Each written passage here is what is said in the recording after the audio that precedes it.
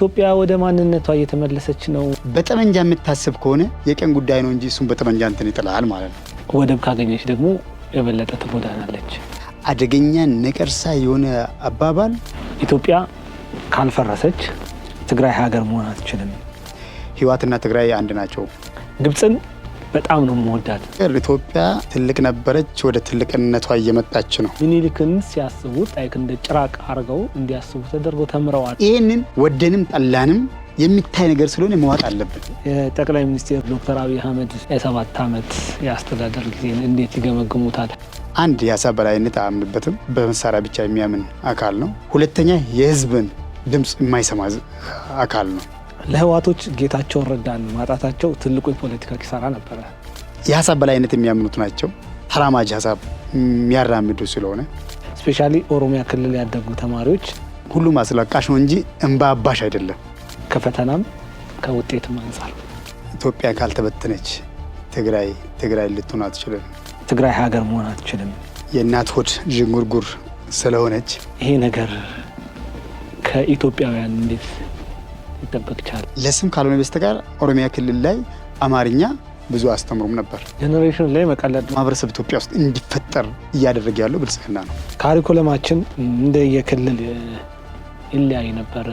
ለማዳረስ ተብሎ እውቀት የሌለው ሰው ወደ መምህርነት እንዲመደብ ተደረገ። እብሪታቸው ደግሞ ከምርጫ ቦርድ እንዲወገዱ አድርጓል።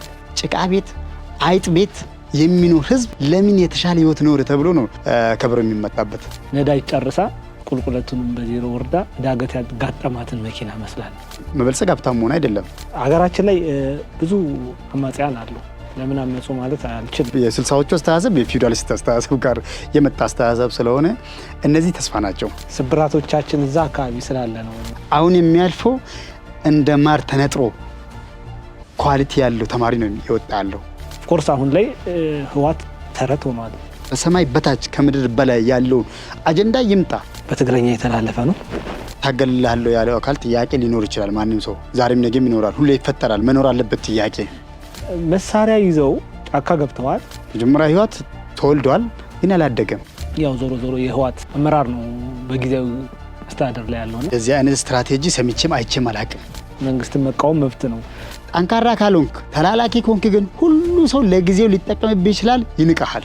በኢትዮጵያ ፖለቲካ ውስጥ ድጋሚ መሳተፍ እድል የለውም። ኢትዮጵያ ያላት ተቀባይነት ተሰሚነቷ ሲጨምር ብቻ ነው። መንግስት መላእክተኛ ስለማይሰራ ስለሚሳሳት ያለፈውን ስርዓት ሙሉ በሙሉ በጥላቻ አይ ምንድነው ወጣ ፋንታው? ከፕሪቶሪያው ስምምነት አንጻር የህወሓት ተስፋ ጨልሟል፣ አልቋል። ነገር ግን የትግራይ ህዝብ ተስፋ ግን እያበበ ነው። ምንድነው የተለወጠው? እዚህ መሀል ላይ ለባለሀብቱ ቪኤት ከቀረጥ ነጻ ይገባል።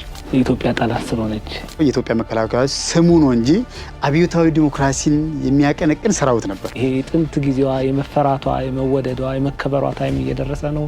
የኢትዮጵያ ታሪክ ባይዞይ ከትግራይ ታሪክ ነጣጥሮ ማየት አይቻልም። እነሱም ስላሉ ኢትዮጵያ ማትፈርስም። አሁን ከዚህ በኋላ ጮች አልጮች የምታመጣው ነገር የለ። ያላት አማራጭ መንበርከክ ብቻ ነው። ውሾቹ ይጮሃሉ፣ ግመሉ ይገሰግሳል ነው የሚባለው።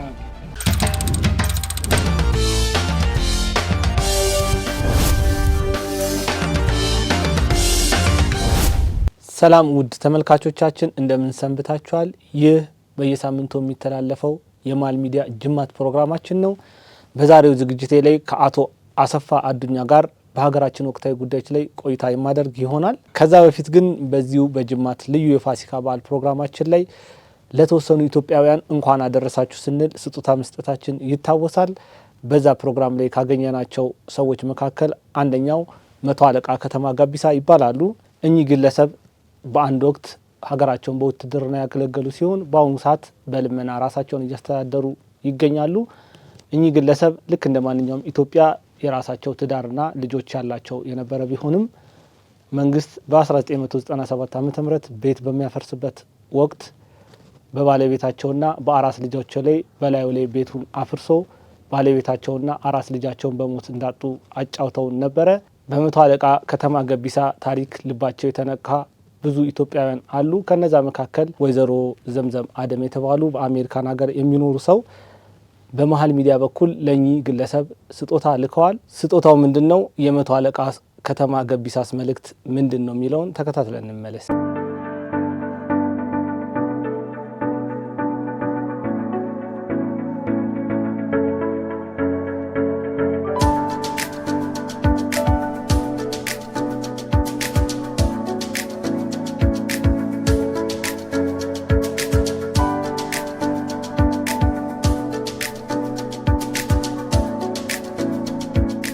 አባባ እንዴት ኖት?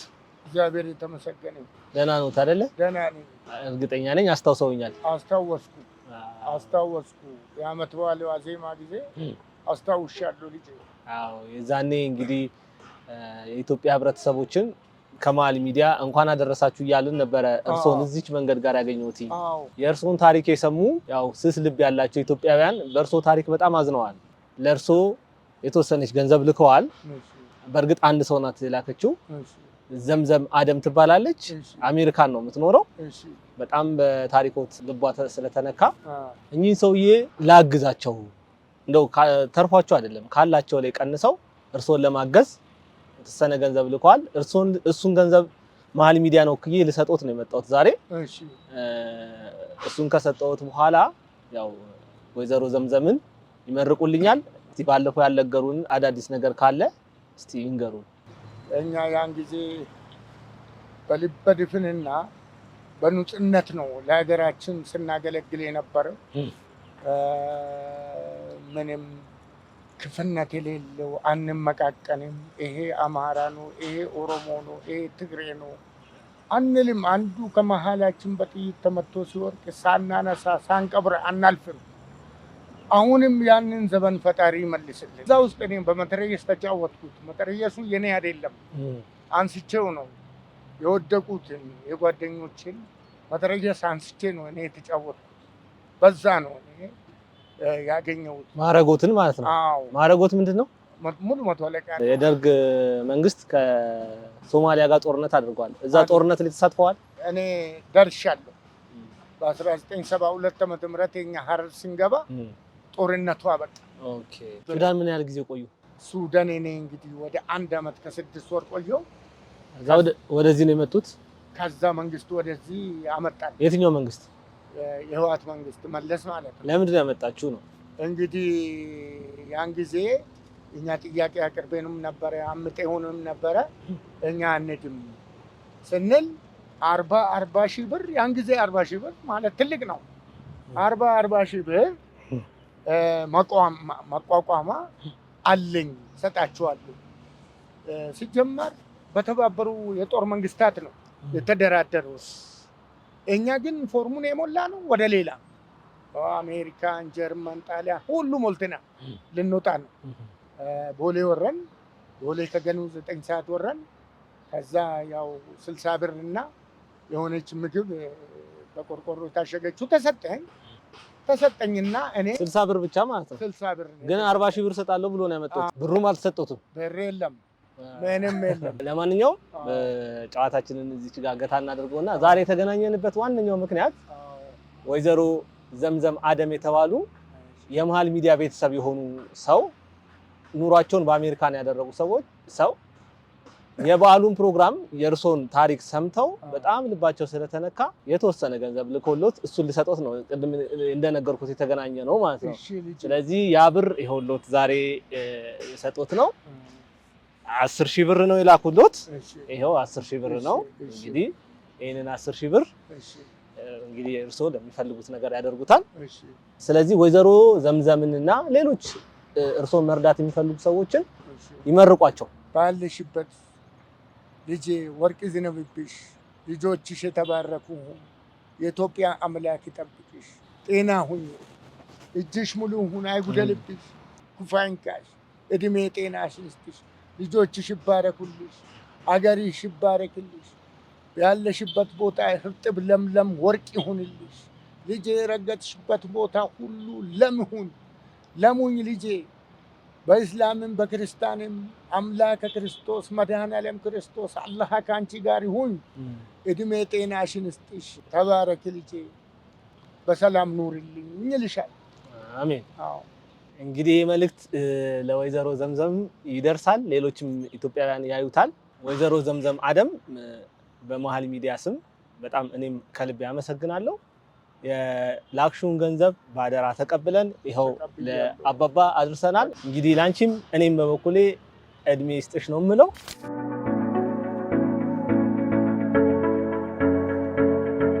ባለቤቴ አርፋለች።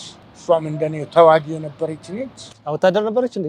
አዎ፣ ያው ካምፕ ነው የነበረች። እዛ ነው የተገናኛችሁት ማለት ነው? አዎ። እኛ ልጅ ያፈራ ነው 3 ልጅ ነው። 3ኛ ልጄ እና ባለቤቴ በአደጋ ነው ያለፉ። አንዱ በሽተኛ ነው። እኔ እሱንም እጄ ማት እየከበደኝ ነው። እዚህ ሀብተ ጊዮርጊስ አካባቢ ነው ያለው።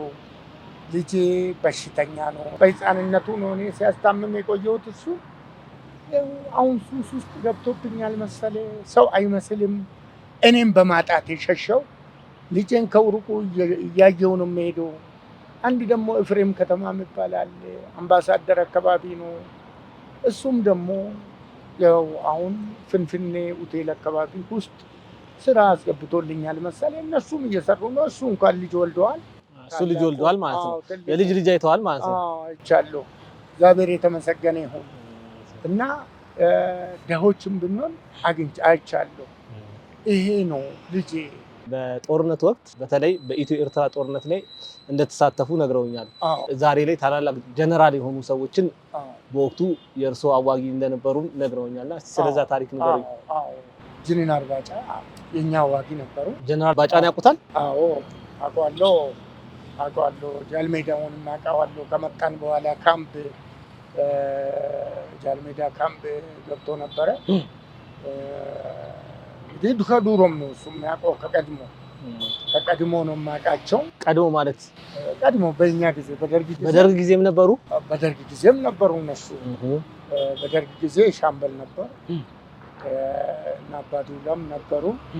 ግን አሁን ክፍላቸው ረስቻለሁ። ባዱላም ሻምበል ናቸው። ሁሉም ነበሩ፣ አውቃቸዋለሁ።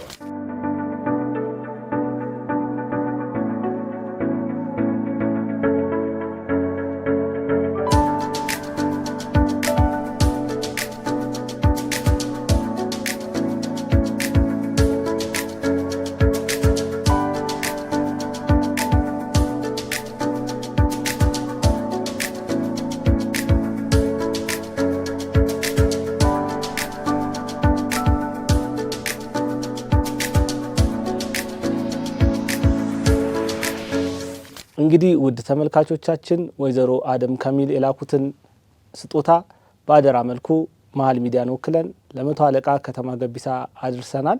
እንግዲህ እኚህን ግለሰብ መርዳት የምትፈልጉ ሰዎች በስክሪኑ ላይ በሚታየው የባንክ አድራሻ የተለያየ እርዳታ ልታደርጉላቸው ትችላላችሁ። ፕሮግራማችንን ተመልክታችሁ እኚህን ግለሰብ ለመርዳት የተነሳችሁ ቅን ልቦና ያላችሁ ኢትዮጵያውያን በእኔና በመሀል ሚዲያ ስም ከልብ እናመሰግናለን። ወደ ዛሬው እንግዳችን እናልፋለን። መልካም ቆይታ ብንላችሁ።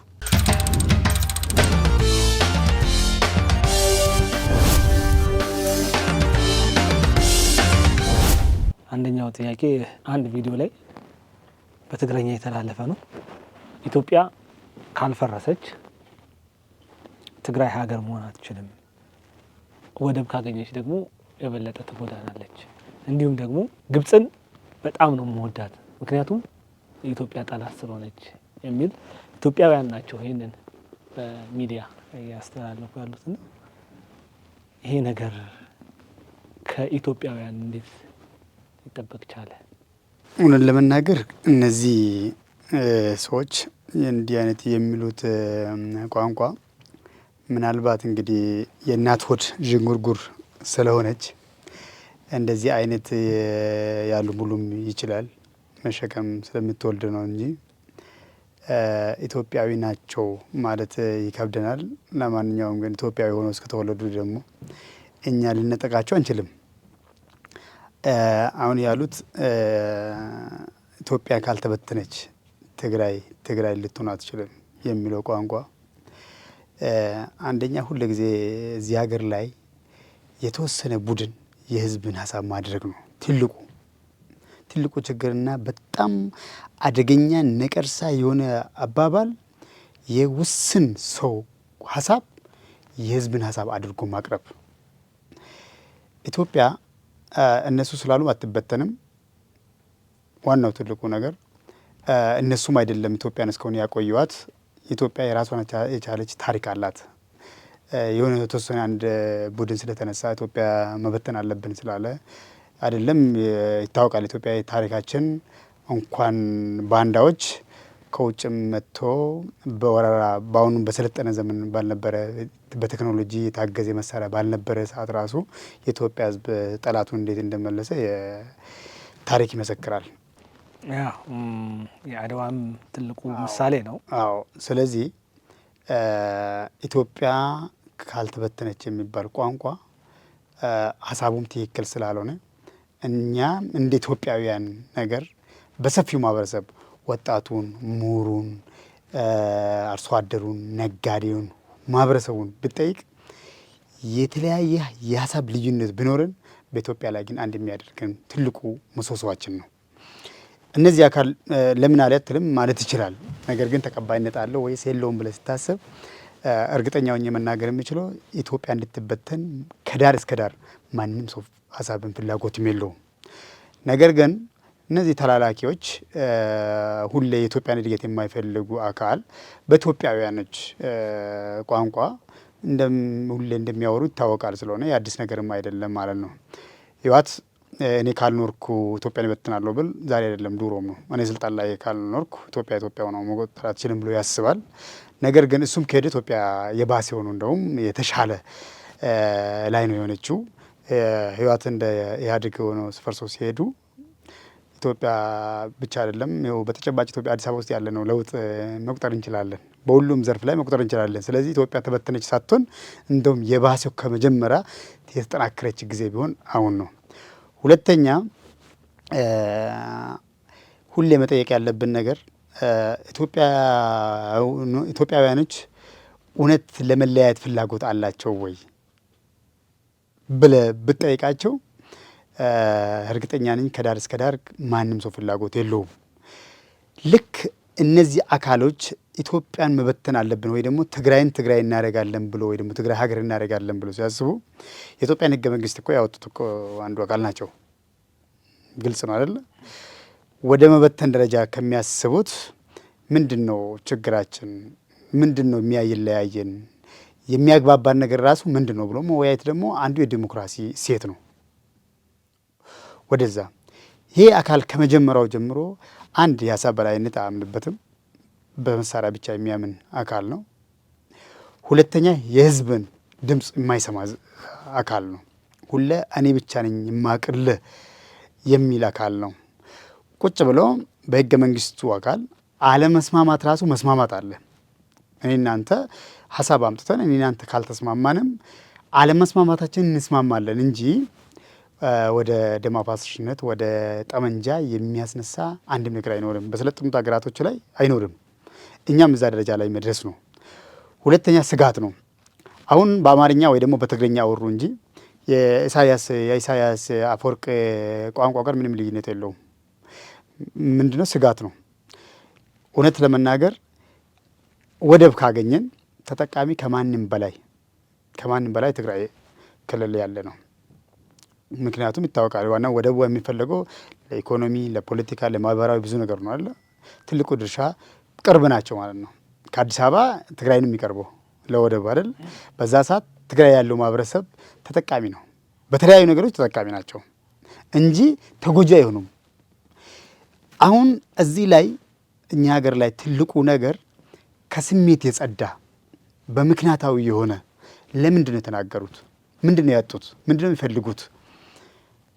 ምክንያታዊ ያለ ትውልድ ወይ ደግሞ እነዚህ በጨለምተኝነት የሚያነሱት ሀሳቦች በሰፊው ህዝብ ላይ ተቀባይነት የለውም። አሁን አይተሃል። በህወሓት ውስጥ ሁለት ቦታ ተሰንጥቆ የደብረ ጽዮን ክንፍና የጌታቸው የተራማጅ አስተሳሰብ ይዞ አሁን በቅርብ ጊዜ እንግዲህ በሚዲያ ላይ እንደምንሰማ ፓርቲ ድረስ አቋቁመዋል። ያለ ምንድን ነው? እነዛ ተወለዱ እንጂ አላደጉም። መጀመሪያ ህወሓት ተወልዷል ግን አላደገም። አስተሳሰቡ አላደገም። ያው ሰው ልጅ እኮ ዋናው ስጋ አይደለም እኮ ዋናው ሀሳብ ነው። ሀሳብ እኮ በየቀኑ ተወልዶ በየቀኑ ማደግ አለበት። ያንን ሀሳብ ከማህበረሰቡ ከዓለም ጋር የሚያስተሳስር ሀሳብ በየጊዜው ማምጣት ካልቻልክ ቆሞ ቀር ነው ሆኖ የምትቀረው። ያንን ደረጃ ስለሆነ ዛሬ መግባባት ያልተቻለው እውነት ህዝቡ አሁን ካለው ከነሱ ፓርቲ ቀድሞ ሄደዋል። ነገር ግን እስካሁንም ችግር የሆነው ትግራይ ክልል ውስጥ የሚገርሚ ነገር ሌላ ሚዲያ አይሰማም፣ መጽሔት የለም። በኢህአዴግ ጊዜ እኮ ትግራይ ውስጥ እኮ ይሄ እንደሌለ ታውቃላችኋል። ብኖር አንድ ወይኒ የሚባል መጽሔት ብቻ ነበረች። ከዛ ውጭ አይፈቀድም። እንድታይም ሌላ ሚዲያ አማራጮችም እንድታነብ፣ እንድታይ፣ እንድሰማ አይፈቀድም። ያ ማለት ምን ማለት ነው? እኛ በየጊዜው የምንሰራው ስራ ጥፋታችንን ቢሆን ህዝብ እንዲያውቅ ስለማይፈልጉት ነበረ። ይሄ የዲሞክራሲ ጉድለት ስላለባቸው ነው። አፈጣጠራቸውም ዲሞክራቲክ ስላልሆነ ነው። የሚገርሚ ነገር ኢህአዴግ ሆኖ 4 ፓርቲ ሆኖ በሚመሩ ሰዓት አይቴ ከሆነ ሌሎቹ ዲሞክራቲክ ድርጅት ነው። እሱ ግን ምንድነው ነፃ አውጪ ፓርቲ ነው አይደለ? እዚህ ጋር ራሱ ብትመዝነው ስቲል ስሙንም ያልቀየረ አንድም ሆኖ አስብ እንግዲህ እንደውም በጣም ታጋሽና ቻዎች ናቸው ከሱ ጋር የነበሩት ኦዲፒም አማራ ብሔራዊ ዲሞክራቲክ ፓርቲ በነበረ ሰዓት ዲኤድንም ሲባል አልነበረም። አስበ እነዚህ ሁሉ ዲሞክራቲክ ፓርቲ ሆኖ ስማቸው ራሱ በትንሹ ዲሞክራሲ ያለበት ፓርቲ ሆኖ ህወሓት ግን ስሙን እንኳን እስከ ዛሬ ድረስ እንኳን በ50 ዓመት እንኳን ዓለም የት ደረጃ ኢትዮጵያ ህዝብ ምን ደረጃ ላይ አለ ብሎ እንኳን ያልቀየረ ህዝብ ፓርቲ ነው። ስለዚህ ይሄ አባባላቸው ገበያ ላይ ይሸጣል አይሸጠም ብትል ገዢው ላይኖር ይችላል። ነገሩ ያው ሚዲያ ግልጽ አይደለ፣ ፍሪ አይደለ። ማንም ሰው ዛሬ ወጥቶ ሚዲያ ላይ ወጥቶ መሳደብ ነው የሚታየው፣ ማንቋሸሽ። ኢትዮጵያ ውስጥ በጣም መጥፎ የሚሆነው ትልቁ ነገር አሁን ማንም ሰው ሚዲያ ላይ ወጥቶ አስለቃሽ ነው። ሁሉም አስለቃሽ ነው እንጂ እንባ አባሽ አይደለም፣ ከምንም በላይ ማለት ነው። ብዙዎቹ በግልም በተለያዩ ተቋማቶችም እያንዳንዱ ማስለቀስ ይወዳል። የሚያስለቅስ አይጠቅምም። ዋናው ትልቁ አንተን እንባን የሚያብስልህ፣ ሀሳብ የሚያደራጅልህ፣ ተስፋ የሚሰጥልህ፣ ተስፋ የሚያሳይ ለነገ ምን ያህል ሀገር እንደሚሆን የሚያሳይ ነው የጠፋ እንጂ በየጊዜው ሆኖ እንደዚህ ወጥቶ አይደለም። ከዚህ በላይም ብዙ ነገር እንደተባለ እናውቃለን። ከዚህ በፊት ስለሆነ ብዙም አይድም ገቢ አይኖርም ማለት ነው። እነሱም ስላሉ ኢትዮጵያም አትፈርስም። ለህወሓቶች ጌታቸውን ረዳን ማጣታቸው ትልቁ የፖለቲካ ኪሳራ ነበረ። እብሪታቸው ደግሞ ከምርጫ ቦርድ እንዲወገዱ አድርጓል። በዛም አልበቃም። የራሳቸው ደጋፊዎቻቸው እንኳን ሳይቀሩ ህወሓትን በሚገልጹበት ታይም ምን ይሉ ነበር? ህወሓት በተለይ በደብረ ጽዮን የሚመራውን ቡድን ማለት ነው ነዳጅ ጨርሳ ቁልቁለቱንም በዜሮ ወርዳ ዳገት ያጋጠማትን መኪና መስላል የሚል ኦፍኮርስ አሁን ላይ ህወሓት ተረት ሆኗል። በኢትዮጵያ ፖለቲካ ውስጥ ድጋሚ መሳተፍ እድል የለውም። ምንድን ነው እጣ ፋንታው? ከፕሪቶሪያው ስምምነት አንጻር ያው ዞሮ የህወሓት አመራር ነው በጊዜያዊ አስተዳደር ላይ ያለውና መጨረሻው ምንድን ነው? የህወሓት መጨረሻው ኦልሬዲ መጨረሻው አልቋል። ምንም የህወሓት መጨረሻ ምን ይሆናል ምን ነገር የለንም። አሁን አጀንዳም አድርገን ስለ ህወሓት ማውራትም ብዙ አስፈላጊ አይደለም። ምክንያቱም አንደኛ ህገ ወጥ ነው። በኢትዮጵያ ህግ ውስጥ አሁን ተሰርዟል በምርጫ ቦርድ ውስጥ አድርግ የተባለው ነገር። ስለዚህ ስለ ህወሓት አጀንዳው ብዙ ባናነሳም ጥሩ ነው። ከዚህ በፊትም ትልቁ የህወሓት ስህተት ፓርቲና ህዝብን አለመለየት ነው። ትልቁ በትግራይ ውስጥ እንዴት ብሎ እንደተሰረከው እንደሰማ ነው ህወሓትና ትግራይ አንድ ናቸው። በየትኛውም ዓለም ሊሆን አይችልም። ፓርቲ ነው፣ ህዝብ ነው። ይኖር ህወሓት ነበረ፣ አሁን ከሰመ። ትግራይ ግን ዛሬም ትናንትም ነበረ፣ ዛሬም ይኖራል፣ ነገም ይኖራል። ይሄ አስተሳሰብ ነው በጣም አደገኛ አስተሳሰብ ነበረው ማለት ነው። አሁንም አንዳንዶች ጋር ፓርቲና ብሔርን ማገናኘት ይሄ በጣም የትና የት ሚት በጣም ደስ የሚል አንቂ ነው የሚባሉት የትግራይ በሚዲያ ላይ የምናያቸው በግልጽ ይናገራሉ። ትግራይ የህወሓት አባል ብቻ ነው እንጂ የትግራይ አይደለም። ለአባሎቹ ልክ ነው። ሁለተኛ አሁን ከምርጫ ቦርድ ስለተሰረዘ ብዙ አንልም። ዋናው ትልቁ ግን ለትግራይ ህዝብ ተስፋ የሚሆን እኔ በጣም ደስ የሚለኝ ተስፋ የሚሆን አሁን የተቋቋሚ ፓርቲ ነው። አንደኛ የሀሳብ በላይነት የሚያምኑት ናቸው። ተራማጅ ሀሳብ የሚያራምዱ ስለሆነ፣ ሁለተኛ ወጣቶች ናቸው። በፖለቲካ ዓለም ውስጥ እንደነዛ የስልሳዎቹ አስተሳሰብ አይደሉም ማለት ነው። የስልሳዎቹ አስተሳሰብ የፊውዳሊስት አስተሳሰብ ጋር የመጣ አስተሳሰብ ስለሆነ እነዚህ ተስፋ ናቸው። እነዚህ መደገፍ ነው። ስለዚህ የህወሓት ተስፋ ጨልሟል፣ አልቋል። ነገር ግን የትግራይ ህዝብ ተስፋ ግን እያበበ ነው። ተስፋ የሚሰጥቅ ማለት ነው። የትግራይ ህዝብ ከኢትዮጵያ ወንድሞች እህቶች ጋር አብሮ ለመቀጠልና ለመኖር ያለውን ተስፋ አሁን የታየውን ተስፋ ለቀጣይ ሰላሙንም ለማረጋገጥ የኢትዮጵያ ታሪክ ባይዞይ ከትግራይ ታሪክ ነጣጥሎ ማየት አይቻልም። የአድዋን ታሪክ ስታነሳ የትግራይን ህዝብ ታሪክ ነው የምታነሳ። የሶማሊያን ጦርነት ስታነሳ የትግራይን ህዝብ ታሪክ ነው የምታነሳ። የማታነሳው ነገር የለም። ስለዚህ ትግራይና ኢትዮጵያን ነጣጥሎ ማየትም አይቻልም። አንድ ነን። ስለዚህ ያለን ተስፋቸው ብዬ እኔ በጣም እንደ አንድ ዜጋ የምደግፈው አሁን የተቋቋመውን ፓርቲ ደግፎ ጠላትን በጠላትነቱ በትክክለኛ እኛን አትወክልም ብሎ ተናግሮ እንደ መጀመሪያ አይደለም። አሁን ወጣቶችን አይተህ ከሆነ በምንሰማው ሚዲያ ላይ ነፃ መሬት ላይ ወጥተዋል። በቃ ትግራይ ውስጥ ከዚህ በኋላ ይበቃዋል ጠመንጃ ማንሳት፣ ወደ ሰላማዊ መንገድ መምጣት አለበት። የትግራይ ህዝብ የሚገርሚ እንደ ማንኛውም የኢትዮጵያ ህዝብ ለፍቶ ጥሮ ርጎ የሚያድር ህዝብ ነው። በጣም ደስ የሚል ህዝብ ነው ማለት ነው። የማንም የማይፈልግ ህዝብ፣ በሀገሩ ላይ ኮርቶ የሚኖር ህዝብ ስለሆነ ይህ ወጣት ደግሞ ለኢትዮጵያ የነገ ተስፋ ነው። ጠመንጃ ማንገት የለበትም። ወደ ልማት መግባት አለበት። ስለዚህ ወደ ልማት መግባት የሚችለው ትክክለኛ መንገድ የአሁኑን ፓርቲ የተቋቋመን ፓርቲን ይዞ መውጣት ብቻ ነው የትግራይ ተስፋ። የጠቅላይ ሚኒስትር ዶክተር አብይ አህመድ የ7 ዓመት የአስተዳደር ጊዜ እንዴት ይገመግሙታል? ከፈተናም ከውጤትም አንጻር የዶክተር አብይ መንግስታቸው የ7 ዓመት እኔን እንደ ግሌ ስገመግም አንደኛው ከመጀመሪያው ከሀሳቡ ነው። ሀሳብ የመጀመሪያው ሲጻፍ የመደመር ፍልስፍናውን ማየቱ ነው። የመደመር ፍልስፍና አንዳንዶቹ ሳያነቡ ያቋሽሿሉ። አንዳንዶቹ ገብቷቸው መጠቀም ስለማይፈልጉ ኔጌቲቭ አይዲያውን ያነሳሉ። ነገር ግን የመደመር ፍልስፍና በትክክለኛ ያነበበ ሰው አንድ ከሰው ነው የሚጀምረው። ትልቁ የሚሰጠው ለሰው ነው። ከዛ ነው የሚጀምረው ማለት ነው። ሁለተኛ ሰው ተኮር ሆኖ በሁለተኛ ላይ ያለፈውን ስርዓት ሙሉ በሙሉ በጥላቻ አይም። ካለፈው ስርዓት ውስጥ ምንድን ነው ጥሩዎቹን ብሎ ለይቶ ይወስዳል። ስብራቶቹ ምኑ ላይ ነው፣ እንዴት እንጠግን ነው የሚለው። እንዴት እንጠግን ነው። ሶስተኛ በአይዲዮሎጂ ላይ የሚሰግድ አይደለም። ካፒታሊስትንም የሚጠቅመው ኢትዮጵያን ይጠቅማል የሚል ኮድ ይወስዳል።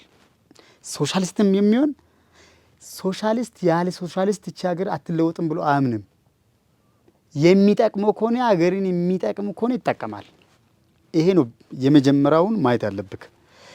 የመደመር ፍልስፍናውን በትክክለኛው ተንትኖ ሰው ካወቀ እያንዳንዱ ሰው ምንድነው ፍላጎቱ፣ ምንድነው ጉድለቱ፣ እንዴት ሊሞላለት ይችላል የሚለው ነው የምታነበው እዛ መጽሐፍ ውስጥ በትክክለኛ እንደ ግለሰብ ራሱ ያንን በትክክለኛ አንብበ ተግባራዊ በራሱ ካልከው የማትበለጽገውበት ምክንያት የለም። አሁን አንዳንዶቹ መበልጸግ ማለት ሀብታም መሆን አይደለም። መበልጸግ ሀብታም መሆን አይደለም። በተለያዩ ዘርፎች ላይ ማድረግ ያለብህ ከራስ አልፈ ለህዝብ መኖር ነው እንጂ እንደምንም እኮ ሰርቀም በተለያዩ ነገሮች እኮ ሀብታም መሆን ትችላለህ፣ የገንዘብና የፎቅ ከሆነ። ስለዚህ የ7 ዓመት ውስጥ የመጀመሪያው የመደመር ፍልስፍና እስከ ህዝቡ ድረስ እንዲሰለጥኑ ማድረግ፣ ማወቅ፣ መተንተን መቻሉ አንድ። ያኛውን ደግሞ ወደ አክት ተግባራዊ ማድረግ ነው። ተግባራቶችን መቁጠር እንችላለን። ለምሳሌ በትልቁ በኢኮኖሚ ዘርፍ ላይ ራሳችን እንዴት አድርገን እንችላለን ተብሎ ሲወራ ከዚህ በፊት አይተ ከሆነ አርሶ አደር በኢህአዴግ ጊዜ ለአርሶ አደር የሚመጣው አይተህ ከሆነ ሁለት ነገር እናንሳ። ለባለሀብቱ ቪኤት ከቀረጥ ነጻ ይገባል በኢህአዴግ ጊዜ። በብልጽግና ጊዜ ግን ትራክተር ነው ነጻ የሚገባ። ትራክተር ለምንድን ነው የሚሰጠው? ለአርሶ አደሩ ነው። ለምን? የኢትዮጵያ ትልቁ ማህበረሰብ አርሶ አደር አይደል? የአርሶ አደርን እርሻ ዘመናዊ ካረከው የኢትዮጵያን ኢኮኖሚ ማሳደግ ማለት ነው። ይሄ ደግሞ ስንዴን በአመት ስንት ጊዜ ማልማት ጀምረናል። ይሄ በተጨባጭ የሚታይ ነው፣ ወሬ አይደለም። በሁሉም ክልሎች ውስጥ ሄዶ ማየት ይቻላል። ሁለተኛ ኢትዮጵያ ውስጥ ያልተዘራ ያልተለመደ መዝራት ጀምረናል። የስንዴውን ከራሳችን አልፈን ኢምፖርት የምናደርገው የነበረውን ወደ ኤክስፖርት ማድረግ ጀምረናል። ይሄ አንድ ለውጥ ነው። ሁለተኛ የተለያዩ ነገሮች አሁን ለምሳሌ ሩዝ አልተለመደም ኢትዮጵያ ውስጥ። አሁን ኢትዮጵያ ውስጥ ሩዝ ማረስ ተጀምረዋል። ይሄ ትልቅ ነገር ነው። በከተማ ውስጥ የተጀመሩ የልማት ትሩፋቶችን እያንዳንዱ ቤት ውስጥ በተሻሉ አቅሞች እንዲሰሩ የተደረገው ቀላል ነገር አይደለም። ሌላ ጊዜ በኢህአዴግ ጊዜ ስትራቴጂ ምንድን ነው? ምን ተኮር ነው የሚባለው? አግሪካልቸራል ሬዲቱ ኢንዱስትሪ ነው የሚባለው አይደል? በብልጽግና ወይ ደግሞ በዚህኛው በ7 ዓመት ውስጥ ያየነው ግን ገጠሬንም ከተማንም ማልማት ይቻላል ነው። ሁለቱንም ይዘን መሻገር እንችላለን። አንዱን ለሚቀጥለው የምናስቀምጥ አይችልም የሚለው ነው። ይህንን ደግሞ አዲስ አበባ የስንት ዓመት እድሜ ነው የሚባለው በትክክለኛ ታሪኩን ባላውቀው፣ አዎ ይህን ዓመት እድሜ ያለው ከተማ በአንድ ዓመት ውስጥ 2 ዓመት ውስጥ ምን አይነት ከተማ እንደሆነች ይሆን ዛሬ በአፍሪካ ተምሳሌት የሆነች ከተማ ሆናለች። ይሄንን ብልጽግና ስለደገፍ ስላልደገፍክ አይደለም፣ በአይኔ ስለሚታይ ነው። የኮሪደር ልማቱ የዛሬ ዓመት ስራ ሲጀምር ምን ይባል ነበር? ደሃን ገፋ ይባል ነበር። ራሱ እንዲህ የሚሉት ሰዎች ራሳቸው የተሻለ ህይወት እየኖሩ የተሻለ ፎቅ ውስጥ እየኖሩ ውጭ ሀገር ይኖሩ፣ እዚህ ግን ጭቃ ቤት አይጥ ቤት የሚኖር ህዝብ ለምን ተሻለ፣ ለምን የተሻለ ህይወት ኖረ ተብሎ ነው ከብሮ የሚመጣበት። ማህበረሰቡ ግን እንዲህ አላለም። ማህበረሰቡ ምን አለ? ተመስገን እንዲህ አይነት አገኘን አለ አይደለ? ሌላስ በየትኛውም ላይ አይተህ ከሆነ ዛሬ መንግስት የግል ባለሀብቶችን አደራጅቶ ጧሪ የሌላቸው ማህበረሰብ እንዴት ቤት ተሰርቷቸው እንዴት በበዓል ላይ ማዕድ ማጋራት እንዴት እንደሚሰጣቸው መቁጠር ትችላለህ። ይህንን ወደንም ጠላንም የሚታይ ነገር ስለሆነ መዋጥ አለብን። በቃ ይሄ የሚታይ ነገር ነው። እነዚህም መቁጠር መቻል ነው እኛ። ሌላው ጦርነት ውስጥ ሆነን ትልቁ ቅድምም ዛሬም መከላከያ ሰራዊት ውስጥ ነበርና ላይ ቆየ ነው አስባል። የኢትዮጵያ መከላከያ ሰራዊት እኮ የመጀመሪያው እኮ የኢትዮጵያ መከላከያ ስሙ ነው እንጂ አብዮታዊ ዲሞክራሲን የሚያቀነቅን ሰራዊት ነበር። ለዚህ ነው እንዴት አንድ ሰራዊት ኢትዮጵያዊ ሰራዊት ሆኖ ወደ መንደር ይገባል? መግባት አልነበረበትም። ለምንድን ነው የገባ? አፈጣጠሩ እንዴት እንደተደራጀ ያ ነበር። ለያይቶ በቡድን ነበር። በ7 ዓመት ውስጥ ኢትዮጵያን የምትል መከላከያ ሰራዊት ተፈጠረ። ለዚህ ነው ስንቴም ጠላቶችን ቢመጡ ህይወታቸውን ሰውቶ ኢትዮጵያን እንድትቀጥል ያደረጉት። እነዚህ መቀጠል ነው። ይሄንን አሁን ሰው እንግዲህ ብዙዎቹ በግልጽ በየጊዜው አይተ ከሆነ የእኛ ሚዲያዎች ትክክለኛውን ለህዝብ ከሚያወራ ሌሎቹ ተገዝቶ የሚሉት ይህንን ትክክለኛ ከምታወራ አድማጭ አታገኝም። አድማጭ የምታገኘው ስትሳደብ ጀግና ትባላለ፣ ስታስለቅስ ጀግና ትባላለ። አንድም ተነስተ ማንነቱን ማንም ሳታውቀው ቦታውንም ማትደርሰው የእሱን ያህልም ሀሳብ የሌለ ሰው ጋር ዝም ብለህ የምታወርደው ነገር ቢሆን ይሄ አስተሳሰብ ነው በጣም መጥፎ ስለሆነ አሁን የመጣው በዚህ 7 ዓመት እንመካከር ነው። ይሄ ለውጥ ነው። አሁን ለምሳሌ የምክክር ኮሚሽን ተቋቁመዋል። የምክክር ኮሚሽን በዶክተር አብይ መንግስት ጊዜ ነው የመጀመሪያው 81 82 እንደ አጋጣሚ ነበረ፣ ልንጠቀም አልቻልንም። አሁን ግን በሁሉም ክልል ላይ ተጀምሯል። ይህ ምክክር ኮሚሽን ለውጥ አንዱ አካል ነው። ስኬታማ ማድረግ የሚችለው እኛ ነን። ለምን እንዴት ነው ስኬታማ የምናደርገው? እኔ እናንተን ቁጭ እናለው እኔ እናንተን የሚያጣላ ጉዳዮች ምንድን ናቸው ብለን አጀንዳ እናውጣ፣ እንግባባ። የፈለገው ከሰማይ በሰማይ በታች ከምድር በላይ ያለውን አጀንዳ ይምጣ። ከዛ አጀንዳው ላይ እንግባባ። ከተግባባን ምንድን ነው የምናደርገው? ለማህበረሰቡ እንሰጠዋለን። ትክክል ነው፣ ትክክል። ፈራጅ ዳኛው ህዝብ ነው የሚሆነው ማለት ነው፣ አብሮ የሚኖር ህዝብ ስለሆነ ማለት ነው። ይሄ አንዱ እሴቱ አንዱ አካል ነው እና ብዙዎቹ ናቸው። የትምህርት ስብራታችን 7 ዓመት በኋላ ብዙ ለውጦች ነው የመጡት። ምናልባት ሌሎቹ ብዙ ተማሪዎች አላለፉም ወደቁ ብሎ ሊያነሱ ይችላሉ። እነሱን ነው አሁን የተማሪ መውደቅና የተማሪ በመንግስት አይደለም ያለፈው ተማሪዎቹ አለፉ የሚባሉት ምን አይነት ኳሊቲ ነበራቸው ብለን ነው መገምገም ያለብን። አሁን የሚያልፈው እንደ ማር ተነጥሮ ኳሊቲ ያለው ተማሪ ነው የወጣ ያለው። ሌሎቹስ ምንም ማለት አይደሉም። ባይዘይ ማንኛውም ተማሪ ይማራል።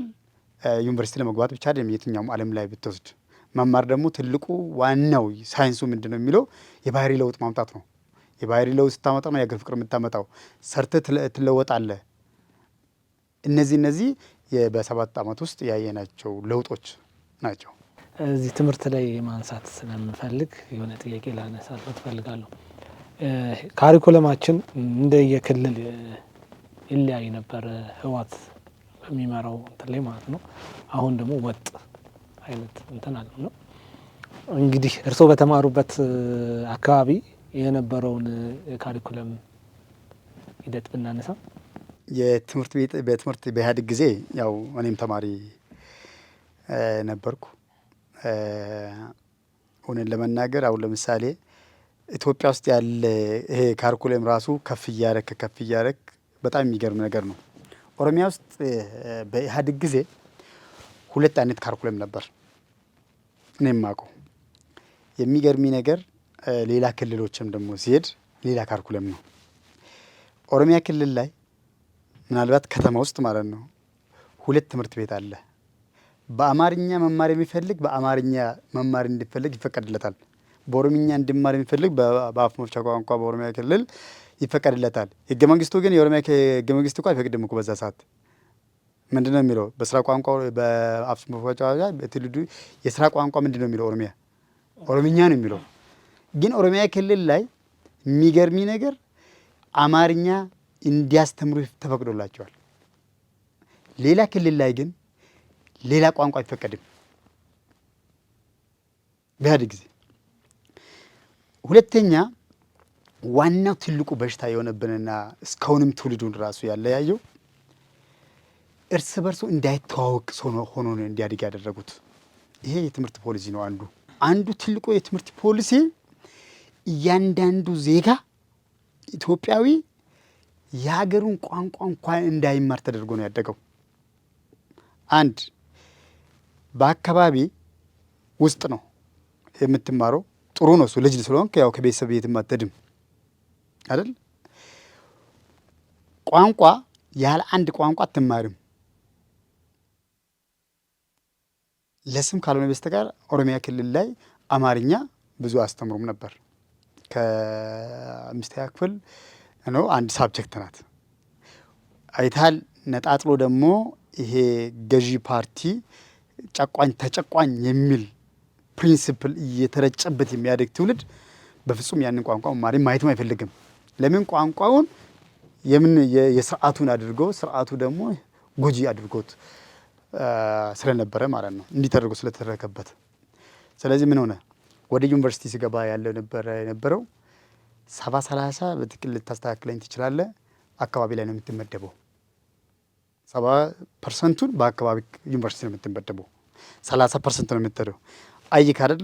ይሄ ሁሉ ለየብቻው እስከሚያድግ ድረስ እስከ 22-23 ዓመት ድረስ ሲሆን ሌላ ሀገር አቅም እዛው በክልሉ ብቻ ነው ክልል ሀገር ማለት ነው። ሁለተኛ መምህራኖችን ውሰድ። መምህራኖች ኦሮሚያ ክልል ላይ ተማርኩ፣ ኦሮሚያ ክልል ላይ ትመደባለህ። አማራ ክልል ለተማረ ሰው አማራው ክልል ላይ ይመደባል። ኦሮሚያ ምን ሆኖ ለአማራ ክልል ብትል በትክክል አያውቅም። ኦሮሚያ ክልል ያለው አማራ ክልል ያለው ማህበረሰብ ምን ሆኖ ብትል አያውቅም። ይህ ሁሉ ያመጣው ምኑ ነው? ፖሊሲው ነው። ለምሳሌ እንውሰደውና በደርግ ጊዜ እንውሰድ። በደርግ ጊዜ የነበሩ እኔ እንዳጋጣሚ የደርግ መውደቃ ዘመን ላይ አንደኛ ክፍል አካባቢ ገብቻለሁ። ሲያስተምሩኝ የነበረ መምህራኖቼ ከማህበረሰቡ ላይ ጋር ያላቸው ፍቅር ሊነግር አልችልም። እኛም ደግሞ መምህራኖችን የምናከብረው ክብር ከቤተሰቦች በላይ ነው። መምህራኖችም እኛን የሚወዱት ከልጆቻቸው በላይ ነው። ከዛ በኋላ የት ናቸው ግን የኦሮሚያ ክልል ተወላጆች አልነበሩም። ኢህአዴግ እንደገባ ሁሉም በየሰፈሩ ገባ። በኋላ ሄዶ አወኩሽ ናኩሽ የሚባል ቋንቋ መጣዩን አይዶን ነው። ይሄ ልዩነቶቹ እየሰፉ ሄዱ። በብልጽግና አሁን ያለውን ፖሊሲ ትምህርት ፖሊሲው ልንገሪ 2 እና 3 ቋንቋ መማር ትችላለህ አሁን አይደል? ይሄ ለምንድን ነው? እኔ እናንተ እኮ አሁን የምንግባባ አማርኛ ስለማወራ ነው። አንተም ደግሞ ኦሮምኛ ስታወራ ከአንዱ ጋርም ትግባባለህ። ኦሮሚያ ክልል ከሲዳማ ክልል የሚያዋስን ማህበረሰብ ሲዳምኛ ቋንቋ ይማራል፣ ኦሮምኛ ሲዳምኛ ቋንቋ ይማራል። ምን ሆነ ማለት ነው? ተግባባን፣ አንድ ሆን ማለት ነው። ሀረር ውሰድ። ከምን ጋር ነው የምንዋሰነው? ከሶማሌ ክልል ነው አይደል? የሀረር ልጆችን አይተህ ከሆነ 3፣ 4 ቋንቋ 5 ቋንቋዎች ይችላሉ። እዚህ አይነት ማህበረሰብ ኢትዮጵያ ውስጥ እንዲፈጠር እያደረገ ያለው ብልጽግና ነው። እዚህ ትምህርት ላይ ማንሳት የፈለኩት ስብራቶቻችን እዛ አካባቢ ስላለ ነው ማተኮር የፈለኩት። ስፔሻሊ ኦሮሚያ ክልል ያደጉ ተማሪዎች በእርግጥ ከካሪኩለም አንጻር ይሄን አይነት ስሜት ቢያድርባቸው ብዙም ኔጌቲቭ ነው ብዬ አላስብም፣ እንደኔ ማለት ነው።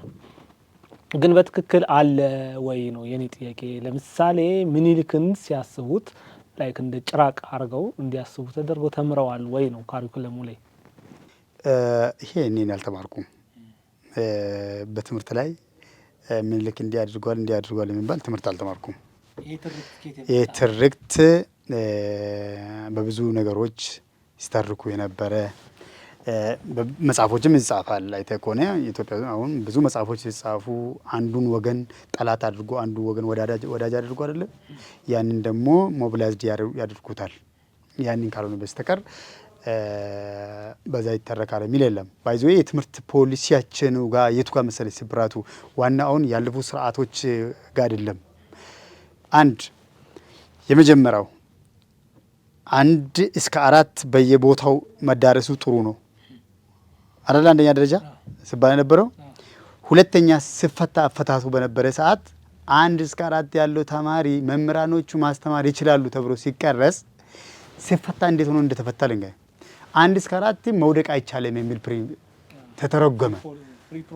ፕሪ ፕሮሞሽን ሆነ። ቤዝ ማንኛውም ልጅ ቤዝ መያዝ ያለበት እኮ እዛ ነው። አንዱ እሱ ነው። ሁለተኛ 10ኛ ክፍል ተማሪዎች የጨረሱት የመጀመሪያው 94 ይመስለኛል 10ኛ ክፍል የመጀመሪያ ፈተና የተፈተኑት ዩኒቨርሲቲ በስንት ነጥብ እንደገቡ ታውቃለህ? የመጀመሪያው እኮ 101 ነጥብ አምጥቶ ነው ዩኒቨርሲቲ የገባ። ከ500 101 አምጥቶ ዩኒቨርሲቲ የገባ ነበር። በሁለተኛ ዓመት 201 አመጡ። አንድ አባባል ምንድነው ሲቀልዱት የነበረው አምና ከብቶች መጡ ዘንድሮ እረኞች መጡ አለ ያሉ አንድ አፈ ታሪክ ነው። ያው ዘመን ያመጣ ቀልዶች አሉ አለ። ምን ማለት ነው? ከአምና ዘንድሮ ይሻላሉ ነው። ከ101 201 ይሻላል ብሎ ነው። 92 ምርጫ ተካሂዶ 97 በጣም የቅንጅት አዲስ አበባ ላይ ባሸነፈ ጊዜ ነበር አይደል? 97 ምርጫ ማለት ነው። በ98 የሚገርሚ ነገር በዛ ጊዜ ጀመሩ። እኔም ማቀው በየወረዳው የመምህራኖች ማሰልጠኛ ተቋቋመ። ንግድ ሆነ። ንግድ እነዚህ ተቋማቶች በ10 ወር አሰልጥነው ማውጣት ጀመሩ። እውቀት ትችላለህ አትችልም ሌላ ጉዳይ ነው። ለማዳረስ ተብሎ እውቀት የሌለው ሰው ወደ መምህርነት እንዲመደብ ተደረገ። አስባል አቅም የሌለው ሰው ምን አይነት የሚፈጥረው ትውልድ ጄኔሬሽን ላይ ተቀልደው በዛ ዘመን ነው በኢህአዴግ ላይ ዘመን ላይ ተቀልደው ዛሬ ዋጋ የሚከፈልበት ያ ስለተለመደው ነው። ይሄንን ሁሉ ያመጣው የትምህርት ፖሊሲው ነው። ይሄንን ስብራቱ እዚህ ጋር ነው ማስተካከል ያለበት። ለዚህ ነው አሁን ጠንካራ መምህራኖች ነጥብ ያመጣው ዩኒቨርሲቲ የሚገባው መምህርነት። ለምን ጥሩ መምህር አቅም ያለው መምህር በራሱ የሚተማመን መምህር ሲመጣ አሪፍ ትውልድን ይቀርጻል። እዛ ጋር ነው እንጂ አንተ ባልከው እውነት ለመናገር በትምህርቱ የለም። ትርክት ነው እንጂ በትምህርት እንዲህ ተብሎ አልተማርንም። ጥሩ ድሮ እና አፄ ኃይለ ሥላሴ ወደ ውጭ ለጉብኝት ሲሄዱ የሚቀበሏቸው አቀባበል እጅግ በጣም የተለየ ነበረ እና ጀስት ንጉሱ መጡ ተብሎ ብዙ ነገር ተደርጎ ይቀበሏቸው ነበረ። ያ ሂደት የሆነ ቦታ ላይ ኢንተራፕት ተደርጎ ጀስት ኢትዮጵያ ስገባ ማንኛውም አይነት ሰው ይቀበላት ነበረ። ሰሞኑን ደግሞ ጠቅላይ ሚኒስቴሩ ቪየትናም በሄዱበት ሰዓት የተደረገውን አቀባበል እያየን ነው። ፈረንሳይም ሲሄዱ የንጉስ አይነት አቀባበል እየተደረገ ነው። ኢትዮጵያ ወደ ማንነቷ እየተመለሰች ነው ወይ ማለት እንችላለን? ይሄ የጥንት ጊዜዋ የመፈራቷ፣ የመወደዷ፣ የመከበሯ ታይም እየደረሰ ነው? ምንድን ነው የተለወጠው እዚህ መሀል ላይ? እውነት ለመናገር ኢትዮጵያ ትልቅ ነበረች፣ ወደ ትልቅነቷ እየመጣች ነው። በንጉሱ ጊዜ አንተ እንዳልከው ጃማይካ በጣም ነው የሚያመልኩበት። እሳቸው በሄዱ ጊዜ ዝናብ ዘነበ። በጣም እንደ ገነት ነው ምንድነው የሚያዩት አሉ። ራስ ታፋሪያን እስከ ማምለክም ደርሰዋል። አሜሪካን በሄዱበትም እንግሊዝ በሄዱበትም ታይም በቃ አቀባበሉ ከፍተኛ ነበር። በጣም እውነት ለመናገር የኢትዮጵያን ታሪክ ያንን የሚያሳየው።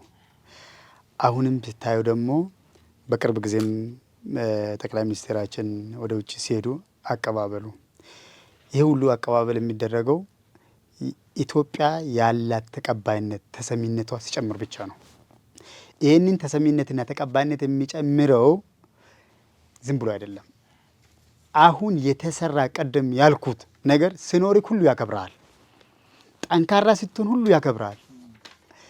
ጠንካራ ካልሆንክ ተላላኪ ከሆንክ ግን ሁሉ ሰው ለጊዜው ሊጠቀምብህ ይችላል፣ ይንቀሃል። አሁን ያለነው መንግስት አሁን የተሰራው አስበሃል? አድዋ ላይ ከታሪክ ጀምሮ አሁን የተሰራው ስራ ዘንድሮ ብቻ አዲስ አበባ ላይ ኢንተርናሽናል ሚቲንጎች ስንት ነው የተካሄዱት? ብዙ ነው። ይሄ ለምንድን ነው? ተቀባይነት ስላገኘን ነው። ሰርተን ስላሳየን ነው አይደል? የዛሬ 2 ዓመት በፊት ኢትዮጵያ ታስታውስ ከሆነ ብዙዎቹ በእኛ ላይ ፕሮፓጋንዳ ብዙ ነፍቶ ነበር። ኢትዮጵያ በቃ እንዲህ ትሆናለች አይደለም። በሚዲያ አይተህ ከሆነ ሰላም የላትም ብሎ የሆነ ሚዲያ ሰርቶ ለቆብን ነበር። ከውጭም ውስጥም የነበሩ የውጭ ዜጎች እንዲወጡ አይደል የተባለው። ነገር ግን እንዳልሆነች ደግሞ የኢትዮጵያ ሕዝብ አስመሰከረ። ያንን በተግባር ባናሳይ አሁን የታየው ዲፕሎማሲ በላይነት አናገኝም ነበር። ለዛ ነው አሁንም ለምሳሌ ግብፅን እናነሳ።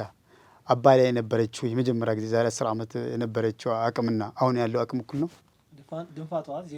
እኩል አይደለም። አሁን ከዚህ በኋላ ጮች አልጮች የምታመጣው ነገር የለ። ያላት አማራጭ መንበርከክ ብቻ ነው። ይህንን ለምንድን ነው ከነሱ ጋር ብንጮው ቢሆን ዛሬ እንከበር ነበር? ተግባር ብቻ ነው። ለዚህ ነው በተግባር ሁሌ የበላይነትን የኢትዮጵያን ከፍታ ማረጋገጥ ይቻላል። በጩኸት ግን አይቻልም። በስራና በስራ ግን የበላይነት ማረጋገጥ ይችላል። ውሾቹ ይጮሃሉ፣ ግመሉ ይገሰግሳል። ኦኬ ጥሩ። የመጨረሻ ጥያቄ ላድርግና ሀገራችን ላይ ብዙ አማጽያን አሉ። ለምን አመጹ ማለት አልችልም፣ ቢኮዝ ጥያቄዎች ሊኖራቸው ስለሚችሉ ጥያቄው ያመጹበት መንገድ ላይ ነው የኔ ጥያቄ ሊሆን የሚገባው። ምክንያቱም መንግስት መላእክተኛ ስለማይሰራ ስለሚሳሳት መንግስትን መቃወም መብት ነው። ግን መሳሪያ ይዘው ጫካ ገብተዋል። ጫካ ገብተው ደግሞ እንታገልለታለን የሚሉትን ማህበረሰብ ሲገድሉ ሲያፈናቅሉ ይታያል። ለምሳሌ አማራ ክልል ላይ እየሆነ ያለው ነገር ይሄ ነው። እንደውም ትምህርት ቤት ያቃጥላሉ፣ መምህራን ይገላሉ። ይሄ አሁን ስትራቴጂ ምን አይነት የትግል ስትራቴጂ ነው በእርሶ እይታ? አንደኛ እኔ እንደዚህ አይነት ስትራቴጂ ሰምቼም አይቼም አላቅም። ታገልልሃለሁ ያለ አካል እንዳታርስ አድርጎ እንዳትማር አድርጎ የሚታገል አካል ሰምቼም አይቼም አላቅም። ምናልባት በዚህ እድሜ አየን። ታገልልሃለሁ ያለው አካል ጥያቄ ሊኖር ይችላል። ማንም ሰው ዛሬም ነገም ይኖራል፣ ሁሌ ይፈጠራል። መኖር አለበት ጥያቄ። አንደኛ ጠመንጃ አንግቴ መውጣትም አያስፈልግም። ለምንድን ነው የማያስፈልገው? መንግስት ጠመንጃ አያስፈልገንም፣ መንግስትን መቀየር የምንችለው በምርጫና በምርጫ ብቻ ነው። ስለዚህ ያላችሁን ሀሳብ አምጡና ለገበያ እንሽጠው፣ ለህዝብ እንሽጠውና ህዝብ ይግዛን። ከገዛን ደግሞ የበላይነት እንገዛ ነው ያለ። እኔም ልገዛ እናንተም ተገዙ ነው። ከዚህ የበለጠ ሌላ አማራጭ በጠመንጃ የምታስብ ከሆነ የምታስተዳድር አካል ሁሌ የቀን ጉዳይ ነው እንጂ እሱም በጠመንጃ እንትን ይጥላል ማለት ነው። ጠመንጃ ዘላቂ አይደለም፣ አዋጭም አይደለም። አሁን ግን በአማራ ክልልም በኦሮሚያ ክልልም ህዝብ ፖለቲከኛ ነው አይደለ? ፖለቲካ ለዓላማው ብሎ እርስ በርሱ ለሱም አያስፈልግም፣ ያስፈልጋል ብዬ አላምንም። ነገር ግን ማህበረሰቡ ይታገልልሃለሁ፣ ላስተዳድር፣ ልለውጥ ብለህ የቆምክለት ዓላማ ሰው መግደል፣ ማፈናቀል አይደለም። ለነገ ትውልድ ወጣት ህጻናቶችን ከትምህርት ገበታቸው እንዳይማሩ ማድረግ በጣም ገፍ ነው። ለነገም ይቸገራሉ፣ እነሱ ራሳቸው ይቸገራሉ። አንደኛ ታማኝነት አይኖሩም። ለምን ገለኝ አታስተዳድረኝም? ስለዚህ እነሱ ከዓላማቸው ጋር ምንም የማስበው ነገር የለኝም። እንዲህ አይነትም ነገር ይደረጋል የሚል ነገር የለኝም። ነገር ግን እነዚህ ምንድን ናቸው ብትለኝ መንግስት መሆን እንደማይችሉ ያውቃሉ። መንግስት ሆነው እንደማይመሩ ያውቃሉ። ለምን? በተግባራታቸው ማለት ነው። ነገር ግን የአንዱን የሌላውን አካል ተልዕኮ ለማስፈጸም መንግስትን ለማዳከም እንደነሱ አስተሳሰብ ህዝብ በመንግስት ላይ ይነሳል ብሎ ስለሚያስቡ ነው። ህዝብ ግን ያውቃል፣ ከምንም በላይ ህዝብ ያውቃል። ባይዘ እንደዛ ብሎ ነው የሚያስቡት። ሁለት ነገር ነው ባይዘ። ጠመንጃ ያነሳ ብቻ እንዳይመስልህ። ጠመንጃ ያነሳው ብቻ ሳይሆን ሌላ ቦታ ቁጭ ብሎ ከጠመንጃ በላይ በምላሱ የሚያቀጣጥሉ በጣም ከባድ ነው። በጣም የሚያምኑበት አይታለ። ወጣቱ አንዱ በዩቱብ ላይ ከፍቶ አልቃል፣ ሞታል፣ በቃ ልጠፋ ነው ምንድን ነው ብል ያ እኮ እያለ እኮ አንተ እያለክ ማንም ሳይነካክ ሳትሞት ሳትጠፋ እንዲህ ስለ መቀበል ስህተት ነው። በምትሰራ ስራ ላይ ትሰራለህ። አንዳንድ ጉድለቶች ሰው ነው የሚፈጽመው ስለሆነ አይኖርም ማለት አይችልም። ያውቃል፣ ይሄ መንግስትም ያውቃል። ነገር ግን እነዚህን ጉድለቶች ስህተቶችን ግን በየሂደት እየፈታ ይሄዳል። መምራት በጣም ከባድ ነው። በጣም እዚህ ምድር ላይ ቀላሉ ነገር ቢሆን ቁጭ ብሎ መተቸትና ማውራት ነው። ምንም ነገር ኃላፊነት የለብህም፣ ዝም ብለህ ትቀዳለህ።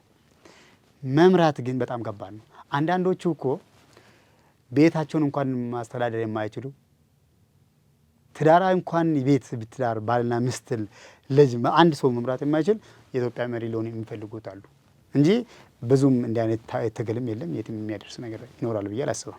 መጨረሻ ላይ ማለት የሚፈልጉት ስፔሻሊ ለወጣቱ ማስተላለፍ የሚፈልጉት ነገር ካለ እድል ስጦት።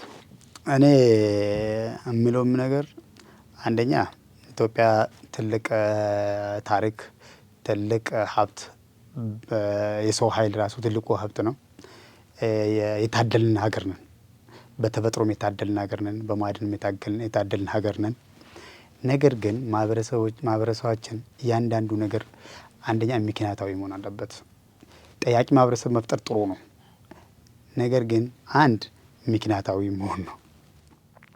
ሁለተኛ ሁሉም ሰው ፖለቲካ ተንታኝ ባይሆን፣ አስተማሪ ቢያስተምር፣ አርሶ አደሩ ቢያርስ፣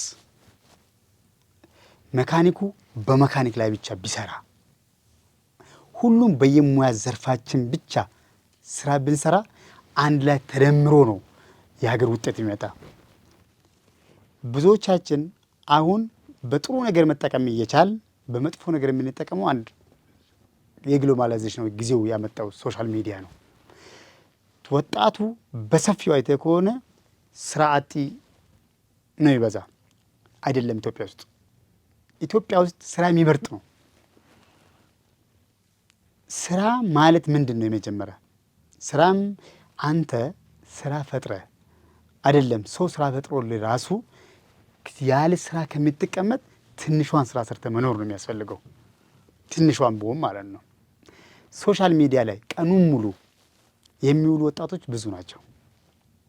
እሱም በምንድን ነው የሚጠቅማቸው ሳይሆን እነሱን የሚጎዳ ሀሳብ ላይ አንድ አስለቃሽ ሁሌ አስለቅሶ ገንዘቡን ይዞ ይሄዳል። አንተ ግን ሁሌ ትቆዝማለህ። ለምን? የአስለቃሾች ሰው መሳሪያ እንሆናለን ነው። ትውልዱ ጥሩ አጋጣሚ ተጠቅሞ አንድም ስራ ሳይመርጥ መስራት አለበት። አሁን እኔ በግል ስራ ላይ ነው የምተዳደረው። የግል ስራዬን ተቋም ከፍቼ ነው የሚሰራ። ብዙ ስራ አጦች መንገድ ላይ እናገኛቸዋለን። አንደኛ የሙያ ችግር አለብን። ሙያችን ለምን ኢትዮጵያ ውስጥ የነበረው ወጣት ሙያ እንዲኖረው አላደረግንም። የቀለም ትምህርት ብቻ ተምረን ያደግን ሰዎች ነን። ዛሬ በሙያ ላይ ብዙዎቻችን አልተሳተፍንም።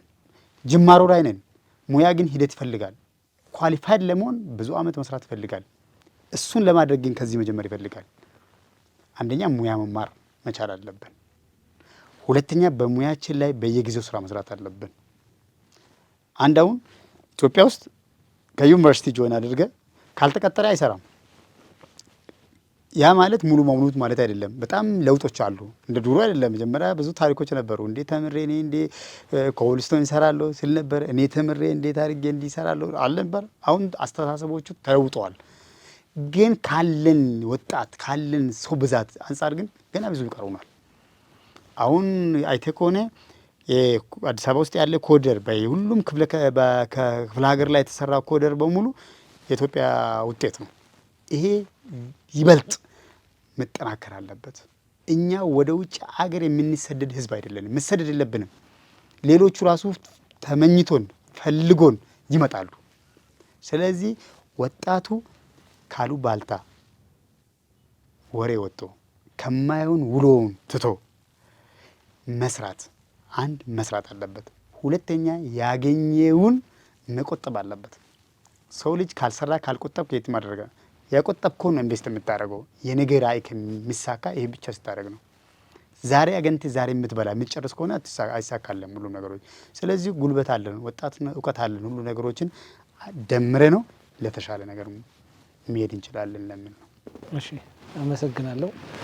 ውድ ተመልካቾቻችን በሌላ የጅማት ፕሮግራም ሳምንት እስከምንገናኝ ድረስ መልካም ሳምንት ይሁንላችሁ። የነበረንን ቆይታ እንደምትወዱት ተስፋ አደርጋለሁ። መልካም ሳምንት።